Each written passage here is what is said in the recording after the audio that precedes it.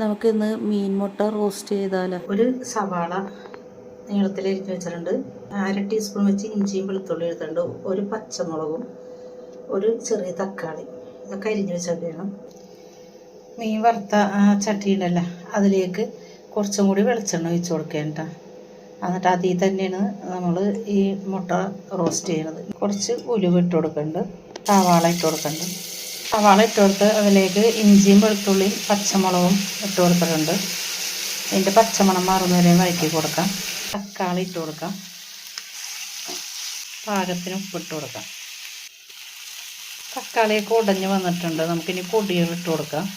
1/4 teaspoon മഞ്ഞൾപ്പൊടി, 1/4 teaspoon മസാലപ്പൊടി, 1/2 teaspoon Kashmiri മുളക് പൊടി, കുറച്ച് മല്ലിപ്പൊടി.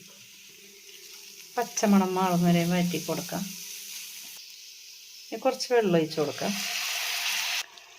പുളിക്കായിട്ട് ഒരു മൂടി വിനാഗിരി ഒഴിച്ച് കൊടുക്കുകയാണ്. പിന്നെ തക്കാളി ചേർത്തിട്ടുണ്ടല്ലോ. ഇനി മീനിൻ്റെ മുട്ട ഉണ്ടല്ലോ, അതിട്ട് കൊടുക്കാം. നല്ലോണം ഒന്ന് മിക്സ് ചെയ്ത് കൊടുക്കാം. നല്ലോണം മിക്സ് ചെയ്തിട്ടുണ്ട്. മൂടി വെച്ച് കൊടുക്കാം. മീൻ മുട്ട റോസ്റ്റ് റെഡി ആയിട്ടുണ്ട് കേട്ടോ. നല്ലോണം വറ്റിയൊക്കെ വന്നിട്ടുണ്ട്. മീൻ മുട്ട കിട്ടുമ്പോൾ ഇതുപോലെ ഒന്ന് തീർച്ചയായും ട്രൈ ചെയ്ത് നോക്കണം കേട്ടോ. അടിപൊളി ടേസ്റ്റാണ്.